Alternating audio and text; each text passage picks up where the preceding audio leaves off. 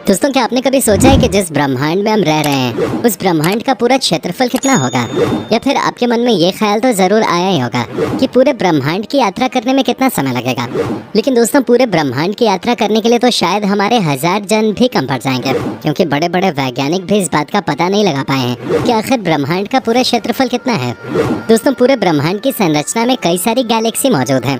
अगर आंकड़ों के हिसाब से देखा जाए तो ऐसा कहा जाता है कि ब्रह्मांड में हजारों गैलेक्सी से भी ज्यादा गैलेक्सीज हो सकती हैं। उन सभी गैलेक्सीज में से एक गैलेक्सी का नाम है आकाशगंगा, और हमारी पृथ्वी उस आकाशगंगा में है। दोस्तों, अगर पूरी आकाशगंगा को हम एक साथ देखेंगे तो हमारी पृथ्वी उसमें धूल के एक छोटे से कण के जैसी दिखाई देगी। इस बात से आप अंदाजा लगा सकते हैं कि ब्रह्मांड कितना विशाल और अनंत होगा। प्रत्यक्ष रूप से तो जाकर आप ब्रह्मांड की यात्रा नहीं कर सकते, लेकिन चिंता मत कीजिए दोस्तों, क्योंकि हम आपको इस वीडियो में अपने घर पे बैठे बैठे ही पूरे ब्रह्मांड की यात्रा कुछ ही मिनटों में करवा देंगे। तो दिल थाम के बैठिए इस रोचक जानकारी को जानने के लिए। तो दोस्तों, सबसे पहले हमारी यात्रा की शुरुआत पृथ्वी से ही करते हैं। पृथ्वी से होते होते हम धीरे धीरे ब्रह्मांड की ओर आगे बढ़ते जाएंगे। दोस्तों, जैसे ही हम पृथ्वी से ऊपर की दिशा में उठेंगे तो 400 किलोमीटर की ऊंचाई पे जाने के बाद हमें इंटरनेशनल स्पेस स्टेशन एरिया देखने को मिलेगा, जहां पर इंटरनेशनल स्पेस स्टेशन लगातार पृथ्वी के चक्कर लगा रहा है। इंटरनेशनल स्पेस स्टेशन रॉकेट और सैटेलाइट भेजने वाली यंत्रणाओं में तकनीकी खराबी होने पर या फ्यूल खत्म होने पे उन्हें फ्यूल प्रोवाइड करता है। ये इंटरनेशनल स्पेस स्टेशन पृथ्वी के इर्द गिर्द 27,580 किलोमीटर प्रति घंटे की रफ्तार से घूम रहा है। इस रफ्तार से घूमने पर ये इंटरनेशनल स्पेस स्टेशन 24 घंटे में पृथ्वी के 16 चक्कर काट लेता है। अब आइए थोड़ा और ऊपर चलते हैं। इंटरनेशनल स्पेस स्टेशन से थोड़ा और आगे जाने पर हमें पृथ्वी से भेजे हुए सैटेलाइट्स का एक बड़ा जाल दिखाई देगा, जिसके थोड़ा और आगे चलने पे हमें चांद दिखेगा। दोस्तों, पृथ्वी से चांद की दूरी लगभग 4 लाख किलोमीटर है। चांद पर अब तक दुनिया के कई देश अपने एस्ट्रोनॉट्स भेज चुके हैं और चांद पर होने वाली गतिविधियों का पूरा जायजा भी ले लिया गया है।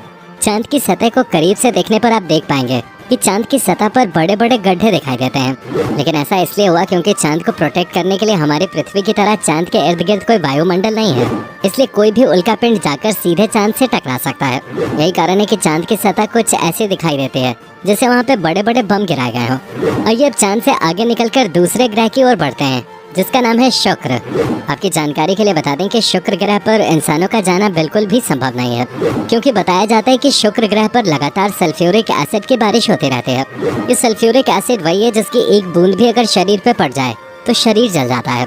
सूर्य से करीब होने के कारण और लगातार सल्फ्यूरिक एसिड की वर्षा के कारण इस ग्रह का तापमान 470 डिग्री सेल्सियस बताया जाता है। और ये भी कहा जाता है कि शुक्र ग्रह पे लगातार बड़े बड़े ज्वालामुखियों का विस्फोट होता रहता है। आइए दोस्तों, अब आगे चलते हैं। शुक्र ग्रह से आगे चलने के बाद आप पहुंच जाएंगे बुध ग्रह के ऊपर। बुध ग्रह सूर्य के सबसे करीब होता है। सूर्य के सबसे करीब होने के कारण इस ग्रह का तापमान 400 डिग्री सेल्सियस से भी ज्यादा बताया जाता है। लेकिन हैरानी की बात यह है कि रात के समय इस ग्रह का तापमान -170 डिग्री सेल्सियस से भी कम हो जाता है। ये काफी हैरान कर देने वाली बात है। बुध ग्रह से आगे चलने पर आप अब पहुंच जाएंगे सूर्य के ऊपर। हम सभी जानते हैं कि सूर्य से ही पृथ्वी के ऊपर जीवन है। अगर सूर्य नहीं होता तो शायद पृथ्वी ही नहीं बचती। आपकी जानकारी के लिए बता दें कि पृथ्वी से सूर्य कुल 150 मिलियन किलोमीटर दूर है। बताया जाता है कि सूर्य के ऊपर एक सेकंड में सैकड़ों विस्फोट लगातार होते रहते हैं। सूर्य का तापमान इतना है कि अपने करीब आने पर यह ग्रह संसार के किसी भी वस्तु को पानी की तरह पिघला कर रख सकता है। पृथ्वी से विपरीत दिशा में चलते हैं तो आप पहुंच जाएंगे मंगल ग्रह के ऊपर। मंगल ग्रह को लाल ग्रह के नाम से भी जाना जाता है, क्योंकि ये दूर से देखने पर लाल रंग का दिखाई देता है। वैज्ञानिकों ने मंगल के ऊपर काफी सारे रिसर्च की है और बताया जाता है कि किसी समय मंगल ग्रह के ऊपर भी पृथ्वी के जैसा ही जीवन रहा होगा। मंगल पर भी जीवन की संभावनाएं खोजने के लिए कई वर्षों से वैज्ञानिक लगातार प्रयास कर रहे हैं। दोस्तों, मंगल ग्रह की बात आ रही है तो ओलंपस पर्वत की भी बात होनी चाहिए। आपको बता दें कि ये अब तक का सबसे ऊंचा पर्वत है और इसकी ऊंचाई 25 किलोमीटर है, यानी माउंट एवरेस्ट जैसा ऊंचा पर्वत इसके सामने कुछ भी नहीं। बताया जाता है कि यह पर्वत ज्वालामुखी के विस्फोट से बना था। दोस्तों, आइए आगे चलते हैं और आगे चलने पे हम पहुंच जाएंगे जुपिटर के ऊपर। जुपिटर हमारी आकाशगंगा का सबसे बड़ा ग्रह है और देखने पर ये काफी रंग बिरंगा दिखाई देता है। जुपिटर से आगे चलने पे हम पहुंच जाएंगे शनि ग्रह के ऊपर। शनि हमारी आकाशगंगा का सबसे सुंदर दिखाई देने वाला ग्रह है। शनि के इर्द गिर्द घूमती हुई उल्कापिंडों की परिक्रमा देखने पर सच में से कुदरत का करिश्मा ही कहा जाएगा। अब शनि ग्रह से भी हम अगर आगे चलेंगे तो इंसानों के द्वारा भेजा हुआ आखिरी और सबसे अंतिम स्पेसक्राफ्ट हमें दिखाई देगा।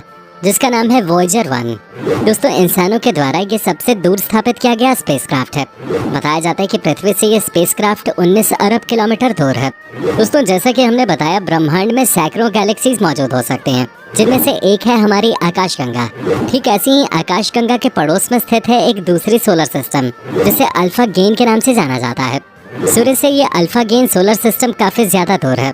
इस सोलर सिस्टम में से सूर्य को देखने पर सूर्य केवल एक छोटे से कण जैसा दिखाई देता है।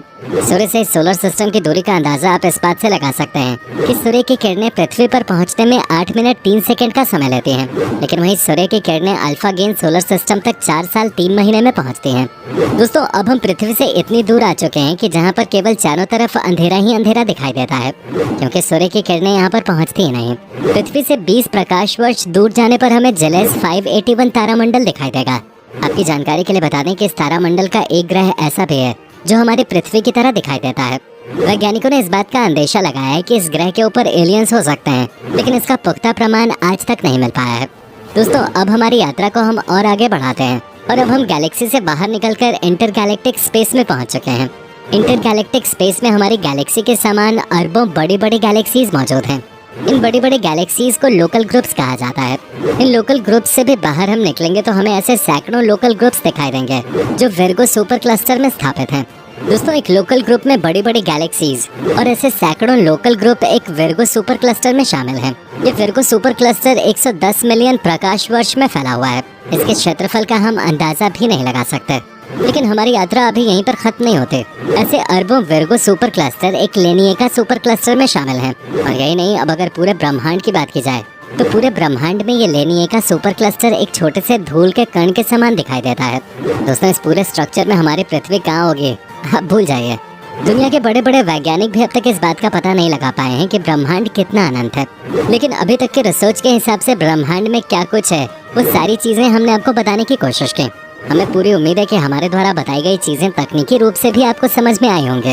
इसलिए कमेंट बॉक्स में अपनी प्रतिक्रिया लिखना ना भूलें और इस वीडियो को और इस रोचक जानकारी को जितना ज्यादा हो सके लाइक और शेयर करते रहिए।